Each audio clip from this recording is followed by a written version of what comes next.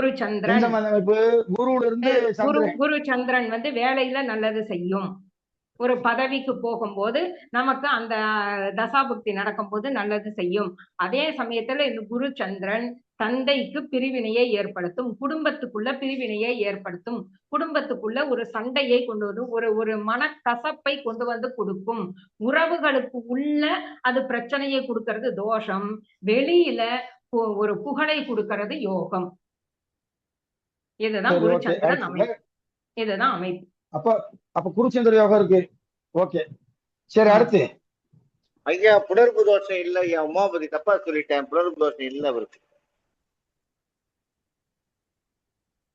ஏன் இப்படி அவசரப்படுறீங்கன்னு தெரியல. அடுத்து அந்த அம்மா புணர்வு தோஷம் இருக்குன்றாங்க. அடிப்படை ஜோதிடம்ன்ற நூல் இருக்கான், என்கிட்ட இருக்கு. 3000 புத்தகம் வச்சிருக்கேன் நான். இப்படிலாம் ஒரு கருத்தே கிடையாது. அதாவது நம்ம சில விஷயம் கெஸ்ஸிங்க அடிப்போம், அது சரியாயிடும். ஆனா கிரக விளக்கத்தை சொல்லும் போது அது சரியா வராது. அதுக்கு தானே கிரக விளக்கத்தை சொல்லுங்கன்றேன். அப்ப தெரிஞ்சு போயிடும் அவங்க கெஸ்ஸிங்ல அடிக்கிறாங்களா இல்ல கிரக விளக்கத்துல அடிக்கிறாங்களா அப்படின்றத கரெக்டா ஃபைண்ட் அவுட் பண்ணிடலாம். வேற என்ன யோகம் இருக்கு, தோஷம் இருக்கு சொல்லுங்க அப்போ. உங்களுக்கு தெரிஞ்சது சொல்லுங்க. கரகம் இருக்கு சார். என்னமா? ஜலராசி 3லயும் கரகம் இருக்குது.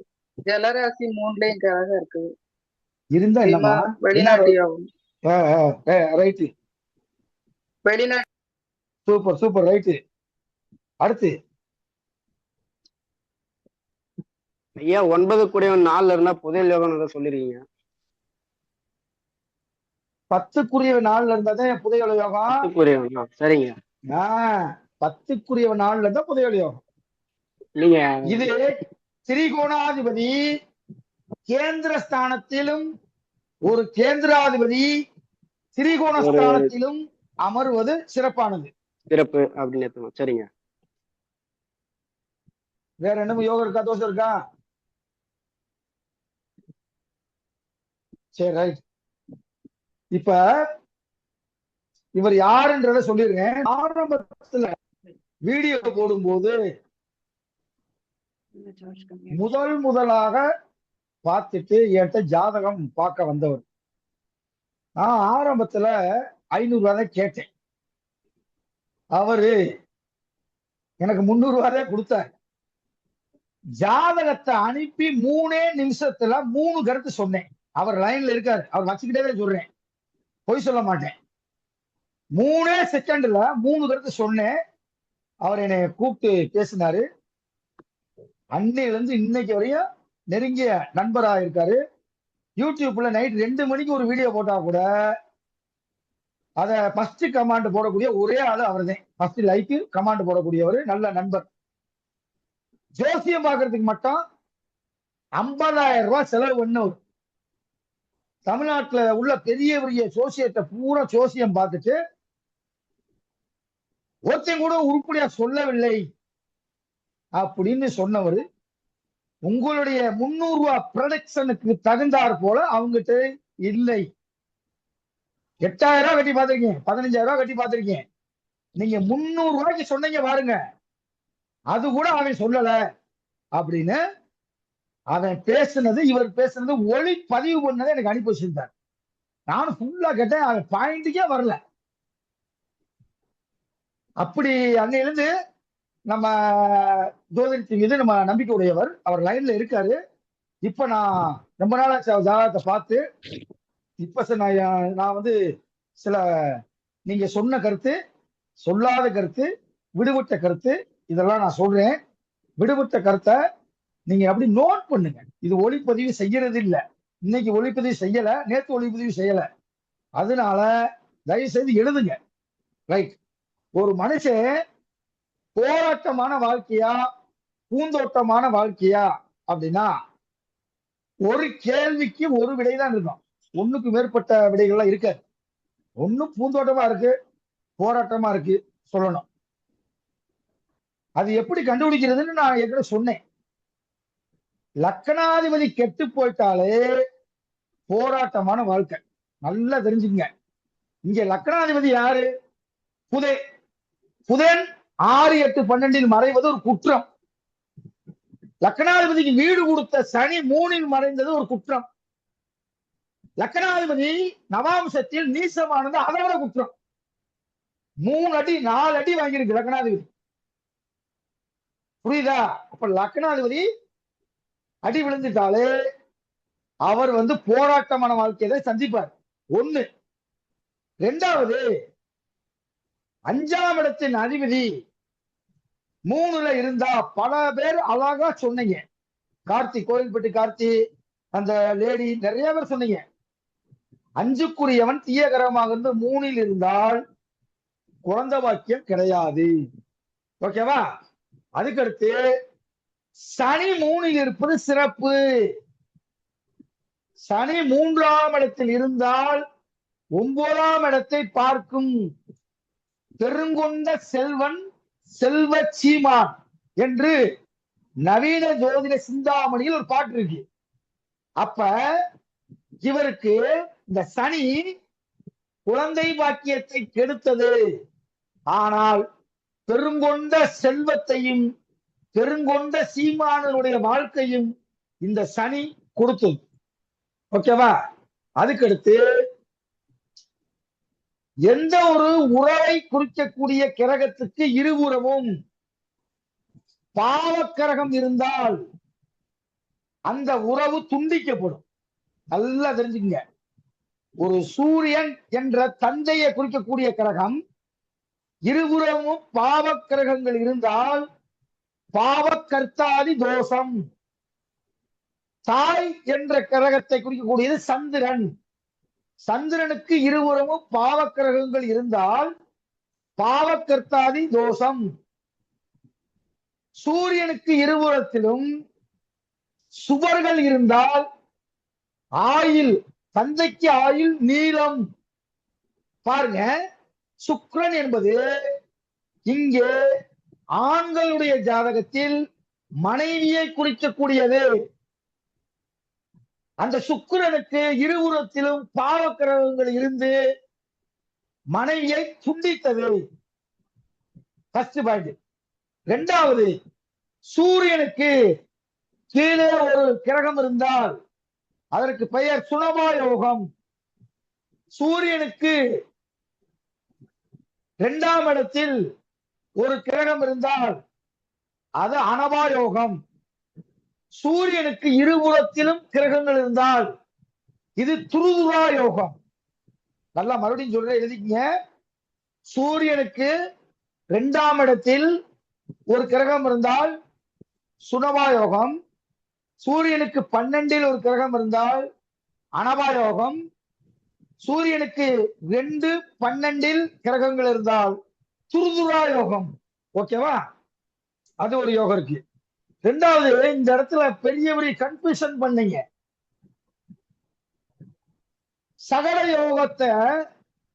சகட யோகத்தை மட்டும்தான் சூரியன் நம்ம எடுக்கணும். குருவுல இருந்து எடுக்கணும். குருவுல இருந்து 6, 8, 12ல் கிரகம் இருந்தால் அது சகடை தோஷம். அப்ப இவருக்கு சகட தோஷம் கிடையாது. குருவுல இருந்து 1, 2, 3, 4, 5 கிடையாது.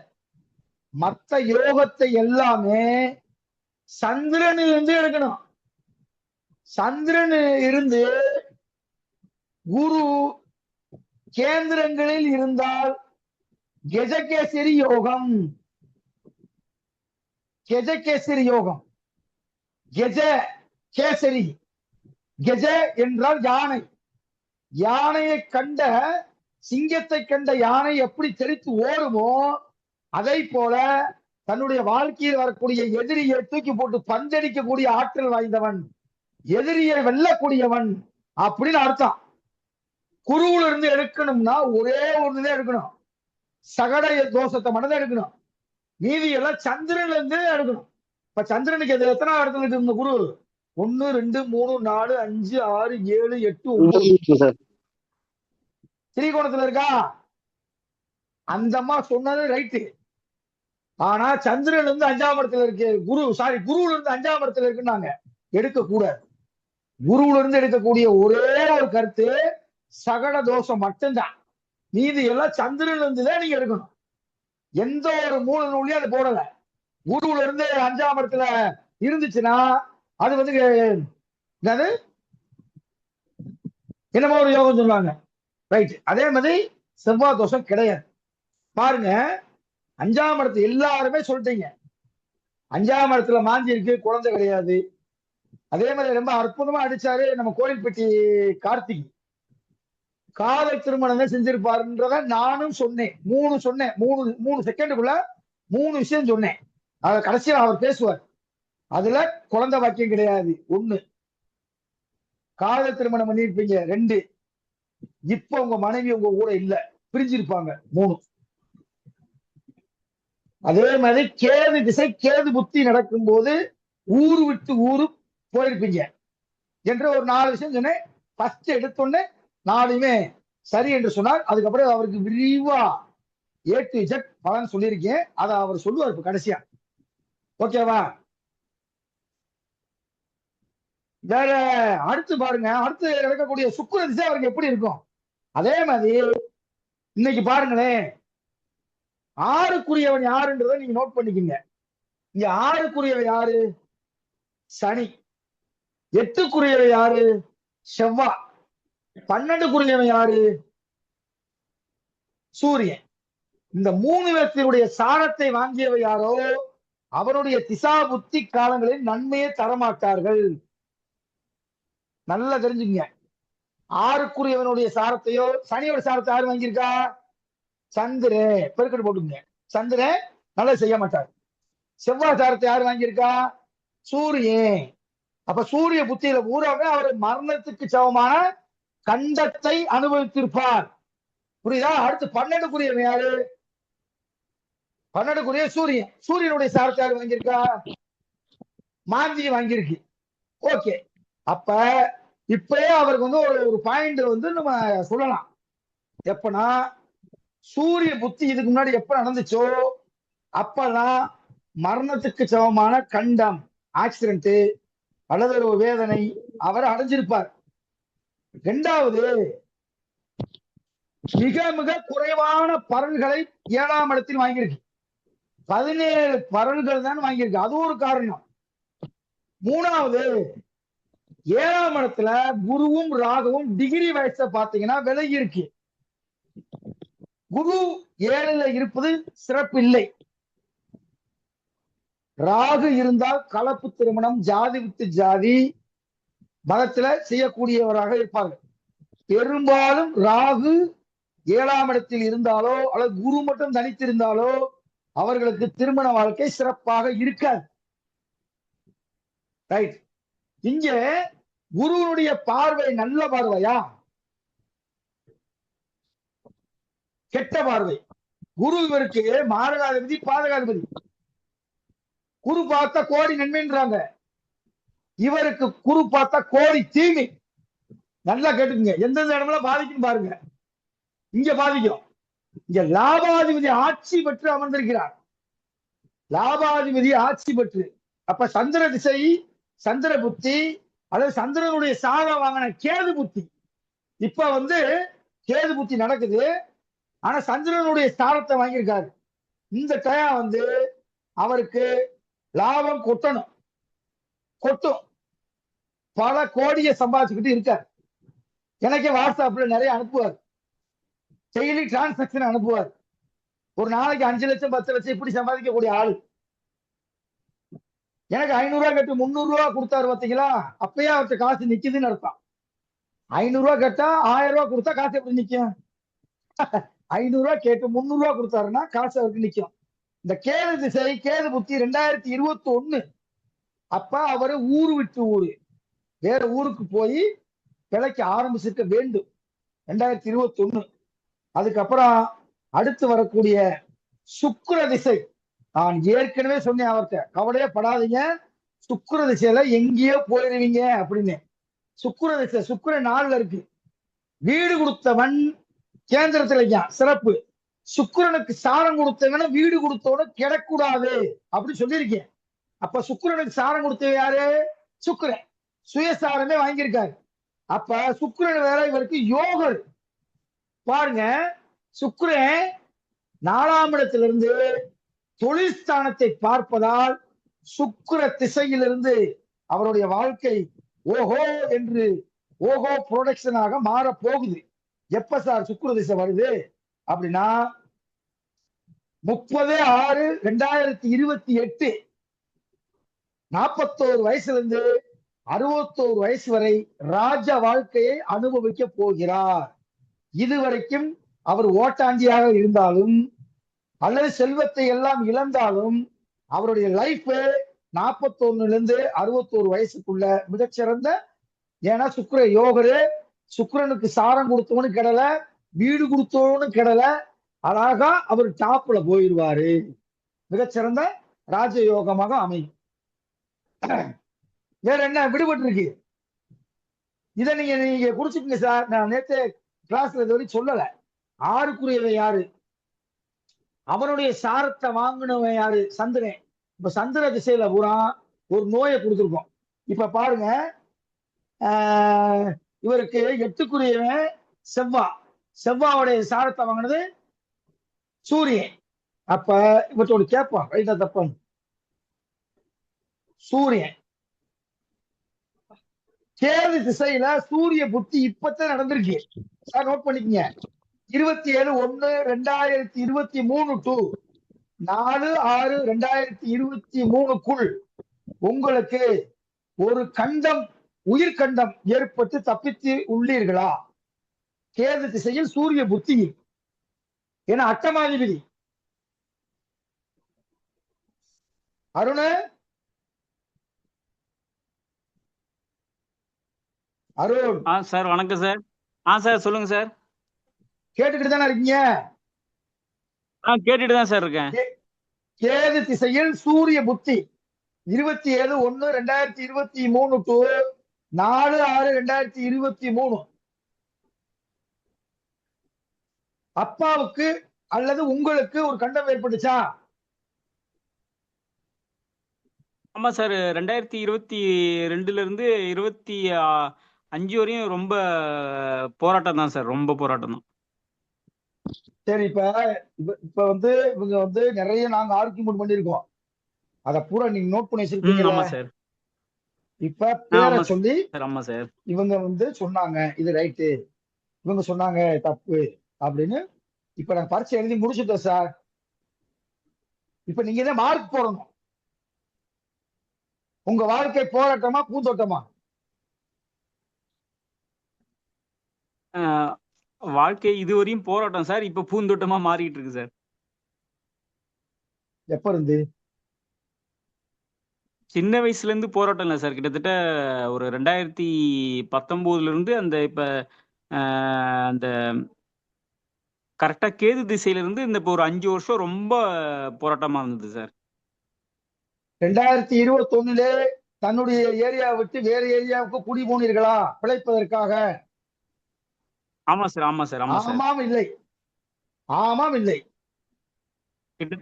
கிட்டத்தட்ட இப்ப ஒரு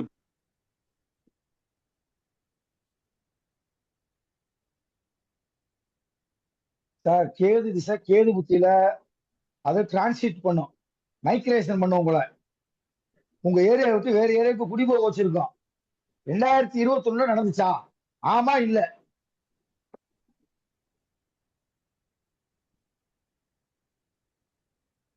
சொல்லுங்கயா. கட்டாயிருச்சா சார்? ஒரு நிமிஷம் சார். நீங்க உங்களை தனிமை சார் அதான் சார் இந்த கேது திசை சார். இந்த கேது திசை தான் சார் ரொம்ப தான் அந்த ஒரு 5 வருஷம் தான் சார் ரொம்ப போராட்டமா ஆயிடுச்சு. ஆரம்பிச்சதுல இருந்து இப்ப கிட்டத்தட்ட இப்ப போன வருஷம் வரையும் ரொம்ப படாத பாடுபட்டுடுச்சு சார். ஒய்ஃபை பிரிஞ்சாச்சு, தொழிலை முடக்கிடுச்சு. இப்பதான் சார் திரும்பி ஒரு வருஷமா ரீஸ்டார்ட் பண்ணி அப்படியே போயிட்டு இருக்கேன் தொழில. சரி, இப்ப வரிசையா அப்படியே ஒவ்வொருத்தருடைய பேரை சொல்லி இவங்க சொன்னாங்க ரைட்டு தப்பு அப்படியே சொல்லிட்டே வாங்க. 10 நிமிஷம் மூச்சு விடாம பேசிக்கிட்டே இருக்கணும். கேப்பு விடக்கூடாது. நீங்க எப்படி அறிமுகமானோம்? இல்ல சார், எனக்கு அவங்க பேர்லாம் தெரியல சார். நான் அப்படியே நோட் பண்ணி வச்சிருந்தேன். அதான் மெயின் வந்து குழந்தை இல்லைன்னு சொன்னவங்க எல்லாம் கரெக்டு தான் சார். படிப்பு வந்து எம்எஸ்சி ஐடி வரையும் படிச்சிருக்கேன் சார். அது சில பேர் 12th அப்படின்னாங்க. வேலையிலையும் நான் கிட்டத்தட்ட எல்லா இடத்துலையும் மேனேஜராக தான் சார் இருந்தேன். ஒரு 2-3 இடத்துல மேனேஜராக தான் இருந்தேன். நகை கடையில் மேனேஜராக இருந்தேன். இப்போ கடைசியாக ஒரு 2 வருஷம் 1 வருஷம் வேலை பார்த்தது ஃபைனான்ஸ் கம்பெனியில் மேனேஜராக இருந்தேன். ஒரு நிமிஷம் மேடம், இன்னொன்னு தெரிஞ்சுக்கங்க. அந்த மேடம் சொன்னாங்க, அவங்க பேசுறது நல்லா நீங்க கவனிச்சீங்கன்னா தெரிஞ்சிருக்கும். அப்படி ரெண்டும் அப்படி சொல்ற மாதிரி சொன்னாங்க. அது எனக்கு பிடிக்காது. ஏதாவது ஒண்ணு சொல்லணும், நல்லா கேட்டுங்க. 10க்குரியவன் 6, 8, 12ல போய் மறைஞ்சிட்டா நிலையான வேலைக்கு சொந்தக்காரன் கிடையாது. அவனுக்கு வேலை அப்படியே 1.5 வருஷத்துக்கு